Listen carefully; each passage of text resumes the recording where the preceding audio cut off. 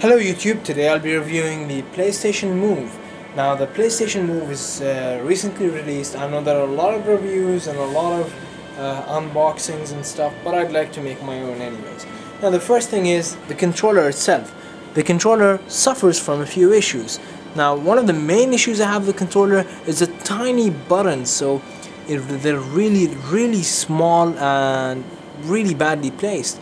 Also the move button is well sized, but unfortunately, see, when I use my thumb, usually, for example, if I'm using my right hand, it would go this way. See, it would never go this way naturally. It goes towards this way.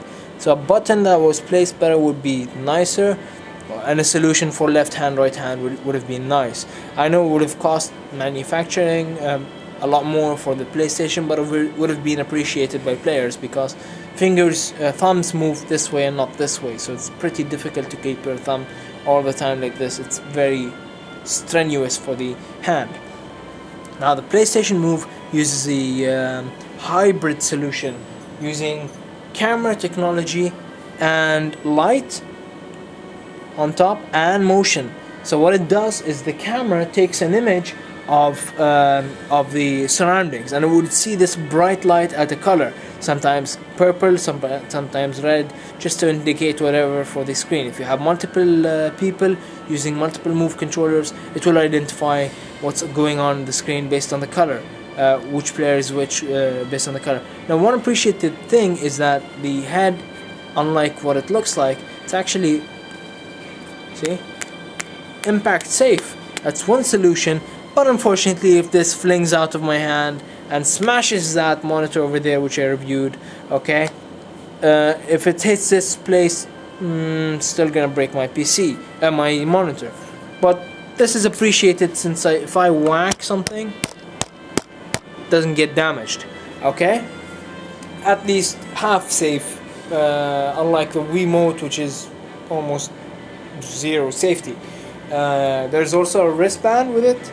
And there's a trigger on the back and a start and select button, also a PlayStation Home button. Now there is a navigator, but I would not buy it because you can simply use a PS controller, okay, and hold it in one hand and then use the move in the second hand, and there is no need for a navigator.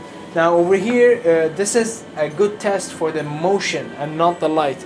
See, because if I cover the light and it tries to track the light, it would tell me error. But look at this, I'm covering the light and I'm using, and it's still tracking. So this means it's using motion control. Now let's try how accurate it is, and pretty darn accurate. Okay, it even senses the trembling in my hands. So it's pretty accurate, but for some reason there is a slight delay, guys. I have to tell you this honestly, there is a slight delay. So let's try out, see, of course there's always option for left and right handed, depending on the software, of course. Now see, it tries, every time you try and play, it tries to calibrate it. So you'd have to stand like this, do this, do this, do this, and do this, depending on the game. I think this calibration is pretty easy and pretty fun. Now let's check out how good the tracking is. Look at this.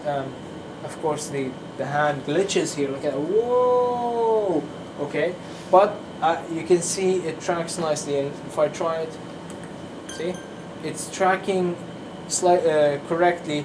So let's try and skip the training and see what happens. See, it's pretty confusing to use the buttons kind of the first time.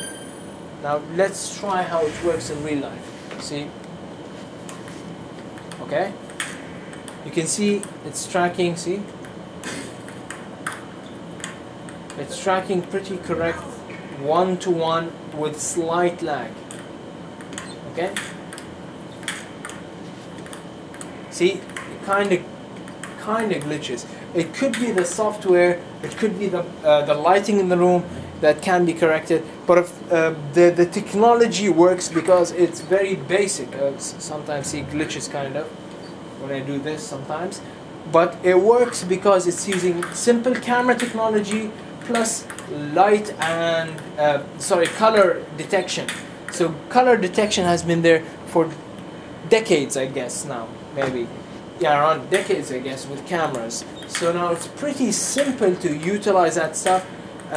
Unlike the Natal, which is fairly new technology, 3D cameras existed, but it's fairly newer technology. And I cannot see myself playing table tennis with it, I'll tell you that. Maybe it could detect a racket and I could use it, but if you expect me to use my hands to play, it's pretty useless. Now, see, sometimes it kind of goes crazy, but then you see the detection is even proximity. Look at that, look at that.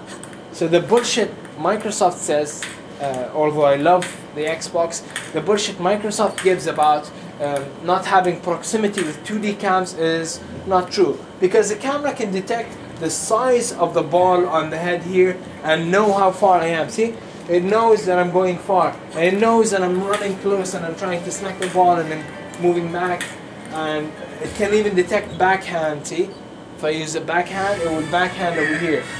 So the technology, as I've predicted previously, is a win technology. It's definitely a win technology. I'll be getting the Natal hopefully someday and reviewing it, and I love this. I love this actually. The only few problems I could show you with this technology right now is the software is not as developed, so that means there isn't enough games, but that's getting slowly moving forward on.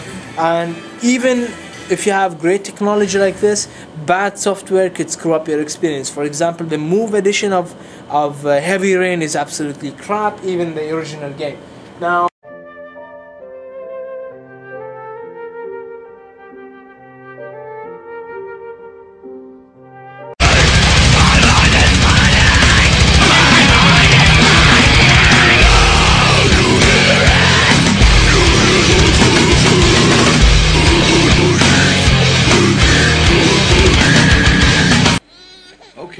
Okay, I'm sorry. I'll rock it down a notch.